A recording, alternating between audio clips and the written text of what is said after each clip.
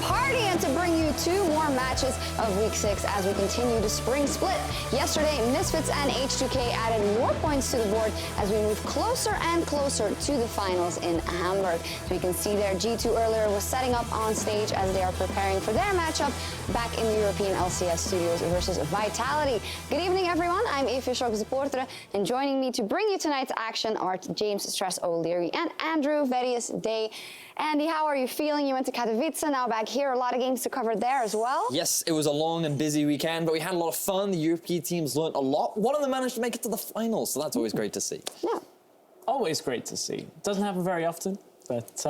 Unless you're in the European LCS. Here, European teams win all the time, so that's great. So let's take a look at how Groups A and B stand. Of course, still unchanged at the top of Group A. G2 Esports and Misfits is getting closer. Yes, this is the first time for a while where we've actually seen a shift in Group B now, with H2K taking first place after their dominating victory yesterday, whereas Misfits, they were able to beat Unicorns of Love, so that's why they've now fallen down in second place. Meanwhile, middle and the bottom of the table has stayed the same, although some of these teams are playing today. Of course, you've got Giants, Rocket at the likes of the bottom of Group A, but the story was all about the teams that came back from IEM and how H2K progressed, because yesterday looked so good for them. That did, and it also looked fantastic for Misfits. They stepped up against the Unicorns of Love. As mentioned, so we were tracking kind of their improvement, and they just look absolutely dominant on the macro, but also early in these games. The Misfits roster right now look like one, if not possibility, to be the strongest team in Europe. They had such a clean macro game in their Game 1 performance,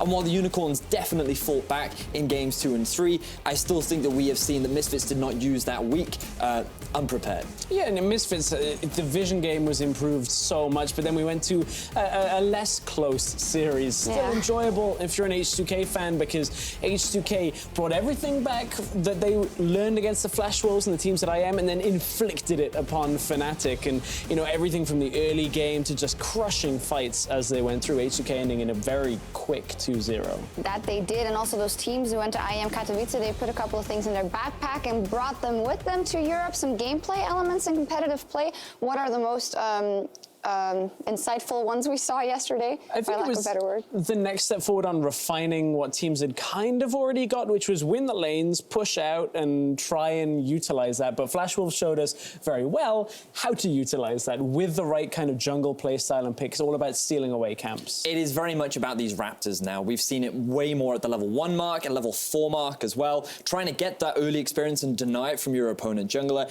is what is so integral for the early game success. We heard it in the rollout from Jankos yesterday. I feel bad. The enemy jungler is only level 5, whereas I'm level 7. And this is the ability that you have if you're able to capitalize on these pushing lanes and the ability to invade. And it might even be a good way to go for the teams that are struggling for points, because it seems pretty simple in the end. Choose winning lanes if you can, and get a jungler that can push him.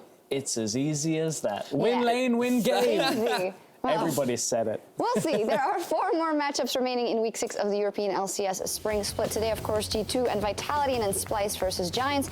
And tomorrow, Misfits versus OG and the Unicorns of Love taking on Rocket. Some tough matches for the bottom of the table tomorrow. We'll see if they can get some points. But our first match of the evening is G2 versus Vitality. G2, they are undefeated in the European LCS. They are the reigning champions, and they also made it to the finals of the Intel Extreme Masters Katowice. That all sounds great on paper. And it sounds great when you also compare them against the rest of the teams in Europe, because G2 are a step above it. It's undoubtable. Across multiple competitions, they've taken 4 wins and 0 losses against the Unicorns, who were looking great themselves in the weeks leading up.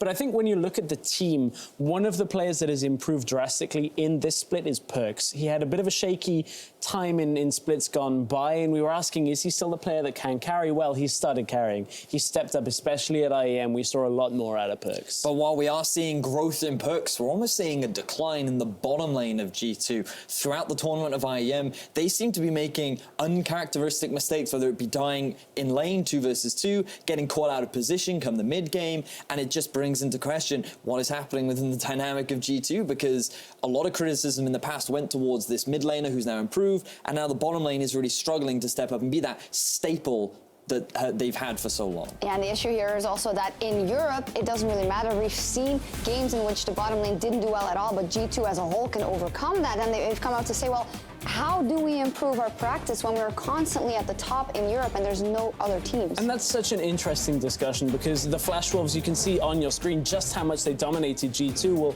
they get to train against a lot of the Korean teams thanks to proximity to the servers. They play on the same servers. You get scrims against SKT when you can take them, and Flash Wolves have talked very openly about how they get that. Well, here in Europe, there aren't many teams, even in scrims, that can really push G2 to the same limit. I mean, maybe an H2K or a Misfits, but then you look at the rest of the teams and you're like, they're not going to capitalize on Sven being a little bit out of position and getting caught. Yeah, and Vitality probably isn't going to do it, but we do have to look at Vitality and ask ourselves the question, what have they shown us the last couple of weeks? Well, not really an identity, not a whole lot of nothing, so we want to just see something, a sign of life, some action on the map from them. When you look back at their game versus Misfits, they had a 28-minute nothing. They did nothing. They conceded lanes, they conceded objective, they conceded everything to Misfits, and they just didn't even try. At least from other teams in the European LCS, when they're in a deficit, they at least try to force back, they at least try to force picks. Vitality do nothing. They literally allow everybody the freedom